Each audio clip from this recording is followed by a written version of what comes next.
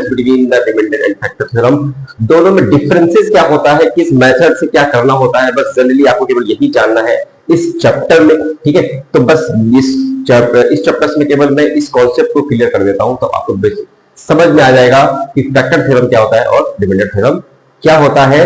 ठीक है, हालांकि मैंने यहाँ पे नोट करके रखा हुआ है, देखिए जस्ट पढ़ लेते हैं। रिमाइंडर थ्योरम मैंने यहाँ पे लिखा हुआ है और फैक्टर थ्योरम भी लिखा हुआ है। अभी मैं इसको एक्सप्लेन करके आपको एक एग्जांपल में समझाने वाला हूं। ठीक है, सबसे पहले यहाँ पे रीड कर लेंगे हम लोग। When a polynomial f(x) is divided by the x minus then the remainder is f of a। क्या कहने का मतलब है, सपोज बेटा मैं एक एग्जांपल दूं यहाँ से। सपोज अगर आपके पास कोई एक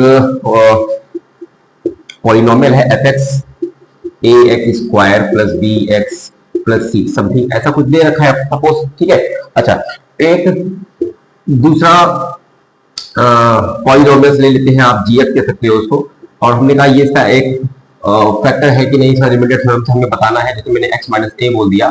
तो जनरली क्या करोगे आप, इससे इसको डिवाइड कराओगे, डिवाइड कराने के बाद अगर रिमाइंडर क्या आ जाता है बेटा, जीरो हो जाता है, रिमाइंडर b का मान जीरो। ठीक है, तो वो आपको क्या हो जाएगा, फैक्टर थ्योरम हो जाएगा, सॉरी रिमाइंडर थ्योरम हो जाएगा।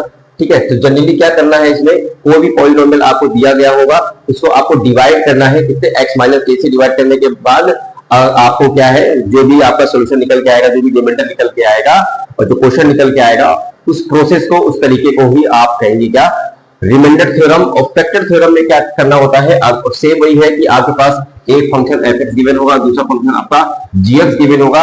अब यहाँ पे आपको डिवाइड नहीं करना होता है, यहाँ पे जो gx वाला जो फंक्शन गिवन होता है वहां से आप इक्वल टू जीरो कर लेते हैं और वहां से आप x की वैल्यू फाइंड करते हैं। x वैल्यू फाइंड करने के बाद वहां पे जब आप पुट करते हैं, तो ऐसा करने के बाद अगर वो जीरो मिल जाता है, ठीक है, एज गिविंग जीरो, अगर ऐसा जीरो मिल जाता है तो बेटा उसको ही आप क्या कहते हैं, फैक्टर थ्योरम बोलते हैं। ठीक है।